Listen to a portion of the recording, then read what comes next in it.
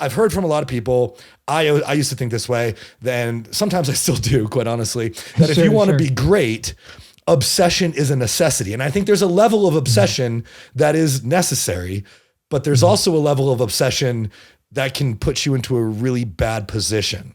So Well, what's your you're take on actually obsession? you're talking, and that's I'm really glad you say that there is a level of obsession that will do this, and there's a level of obsession that'll do this. Respectfully, I actually disagree, and here's why. You're talking about two different types of obsession, not one thing that has multiple levels, but two Okay. different things that are often put together. I'll explain. So there's a healthy obsession, which to you was the first level, the thing that will produce a desirable outcome, and then there's an unhealthy obsession. And that's why I love the word obsession, is because obsession in a nutshell is an all-consuming passion. If it's unhealthy, though, it's a linear movement that begins from a need to overcome and overcompensate feelings of stress and anxiety and guilt and shame. And it's a linear movement that ends in a lack of fulfillment and regret. Right. And so, as an example, I had heard a story a while back of this man whose wife had left him for someone who was significantly wealthier than he was. And he doing his thing. He gets in his work. He gets in the gym, right? I'm sure you're a big believer in positive outlets. And to anybody looking on the outside in, you'd say, wow, you're getting your money right. You're getting your body right. You're getting your life right. You're getting back on it. Like, let's go, let's go. I'll root for you. But in reality, that even was an unhealthy obsession because it began from a feeling of shame. How could this happen to me? Abandonment. How could she leave me? A lack of just confidence in oneself. It began from these negative feelings. It was a linear movement, and then it ended in a lack of fulfillment and regret because bigger arms, bigger bank account, still coming home alone, still coming home with doubt, still coming home with insecurity.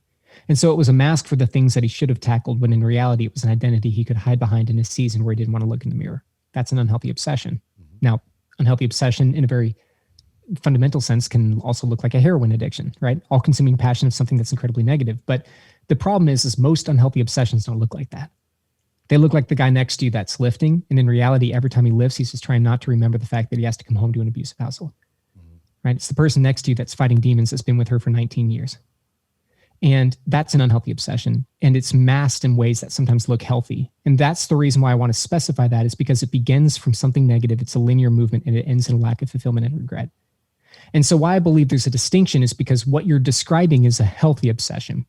And it's not a linear movement. It's a cycle. It's a three-part cycle. Actually, it's an emotion, a mindset, and a discipline. A healthy obsession is an emotion, which my word is a moment of revelation. It's not the skies opening up saying, Josh, Travis, like, come here, this is what you need to do. It's a tiny little gnawing on your soul. It's a little pull. It's sitting in your cubicle and you're typing away and you're thinking, I got bigger things to do. I got that other thing. It's coming home to a spouse, partner, a wife, a friend, and saying, hey, I have this thought. You ever had that thought, that gnawing thought that like stays with you, and you're just like, I have this thought. Maybe it was even to start this show. I think I should start a podcast. I bet there are people out there that need a different perspective. It's that thought that moves you. It's E, which is it's a feeling. It's E, motion. Keyword being motion is revelation. It moves into a mindset. A mindset is a stage of preparation, and preparation is most simply that if you expect to prosper where you're planted, you first have to take root where you've been placed. It's taking the moment and the season that you're in to accept the water in the season of watering, so that way you can flourish and be plucked. Right. And actually, it's kind of funny that we're talking about this on a podcast, because I was on a show, a live show, and a man had called in, and he basically said, you're full of shit. And I was like, okay, that's cool. What do you mean? He said, well, I'm a musician, and I'm really gifted with music. It's always been a part of me. I'm stuck here at this checkout. I'm working at 7-Eleven. So how does this go together? Because I had the emotion, I had the revelation, whatever you want to call it. And you say that now I'm in the season of preparation, but it doesn't look right. Like something's wrong. And I think you're full of it. And I said, okay. I said, well, in reality, remember that if you want to prosper where you're planted, you first have to take root where you've been placed. See, the problem is that your promise can look greater than your present. And the present, if you're going to be called before you're competent, and you have to build competency in your present, and it doesn't look like I said, in reality, what that is a tens of thousands of micro interactions to make an impact in 30 seconds or less. So when you finally have that night and you can go to the club and you can meet that promoter and you can get the CD in the hands, or mixtape or whatever, I'm dating myself, but you can get the information to the right person in an environment not constructed for impact. You've mastered the art of making an impact in those environments because of your time behind the counter. So in reality, that season of preparation, that's that second stage. And then the third stage is cultivation. It's an emotion, it's a mindset, and it's a discipline. That's that word discipline I love. Cultivation is when that tree finally blooms and you pluck. That first fruit is so small. And the reason why I mentioned that it's a cycle is because what happens? You probably remember, both of you, when you hit that first episode, what happens? You say, I bet we can do it again.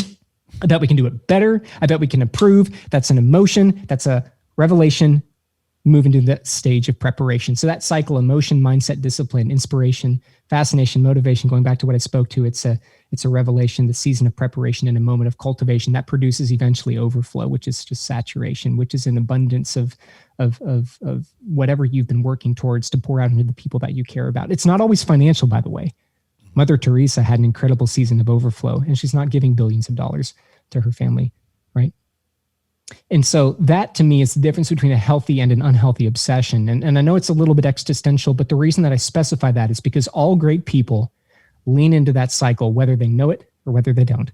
They have a revelation, a knowing they can do more, a preparation, how, and a cultivation, let's learn, gather data, plug, and try again.